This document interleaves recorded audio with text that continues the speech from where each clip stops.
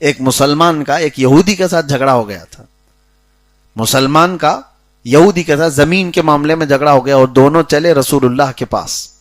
یہودی تیار تھا کہ اسے پتا تھا اللہ کے نبی صلی اللہ علیہ وسلم محمد الرسول اللہ سچ فیصلہ کریں گے. فیصلے میں حضور نے کہا مسلمان سے کہ یہ اس یہودی کی زمین بنتی ہے, تو چھوڑ دے اس کو. وہ باہر نکلا. وہ کیسا مسلمان؟ ظاہری طور پر منافق تھا اندر سے. اس نے کہا میں محمد کا فیصلہ نہیں مانوں گا. اور اس یہودی سے کہا, یہودی پوچھنے لگا کہ تو اپنے نبی کا نہیں مانتا, کس کا مانے گا؟ کہا عمر اچھا فیصلہ کرتے ہیں. عدالت ان کی مشہور بھی تھی, فیصلے میں وہ بڑے کامل تھے. یہودی کہا کہ مجھے تو یقین ہے کہ جو محمد صلی اللہ علیہ وسلم نے فیصلہ کیا وہی عمر بھی کریں گے, چلو میں تو چلنے کو تیار ہوں. تو یہ مسلمان بنام مسلمان یہ چاہتا تھا کہ سمپتی گین کرے, میں مسلمان ہوں, میرا سپورٹ لیا جائے.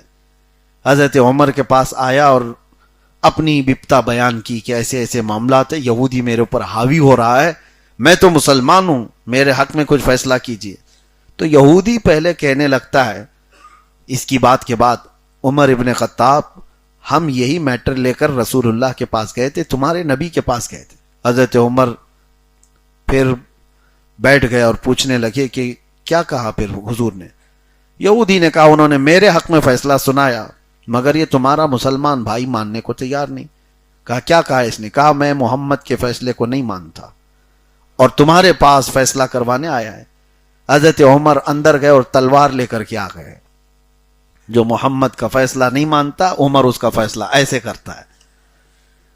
اڑا دیا اور پہنچا دیا.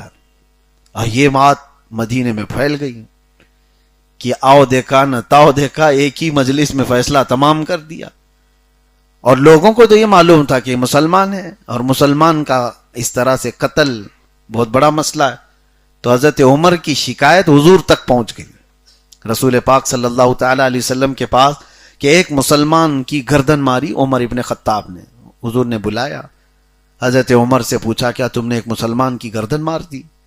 کیسے تم نے جرأت کی؟ حضرت عمر کہتے ہیں یا رسول اللہ میں اس کو مسلمان مانتا ہی نہیں تھا, میں اس کو مسلمان مانتا ہی نہیں تھا. کہا کیوں؟ آپ کے فیصلے کو نہ مانے وہ مسلمان کیا ہے؟ تو یہ تو حضرت عمر کا اپنا اجتہاد تھا, ان کا خود کا ایمان تھا, ایسا حکم نہیں تھا. تو حضرت عمر اپنی طرف سے کہہ رہے تھے میں اس کو مسلمان نہیں مانتا. اسی اسنا میں حضور ابھی کچھ کہنے والے تھے کہ جبرائیل یہ آیت لے کر کے آ گئے, فلا وربک لا یؤمنون حتی یحکموک فیما شجر بینہم. اللہ تعالیٰ فرماتا ہے اے محبوب آپ کے رب کی قسم وہ شخص ایمان والا ہو ہی نہیں سکتا جو اپنے معاملات میں آپ کو حاکم نہیں بناتا. حضور نے فرمایا عمر جو تم نے فیصلہ کیا اللہ بھی وہی نازل فرمایا. اور اسی وجہ سے حضرت عمر کا ایک لقب ہے الموافق رأیہ للوحی والکتاب. ہم حضرت عمر کے ساتھ یہ لقب پڑھتے ہیں, خطبے میں بھی پڑھتے ہیں. کیا مطلب ہے الموافق رأیہ للوحی والکتاب؟ یعنی اکثر حضرت عمر کی رائے ایسی ہوتی تھی کہ اسی رائے کے مطابق قرآن کی آیت آ جاتی تھی.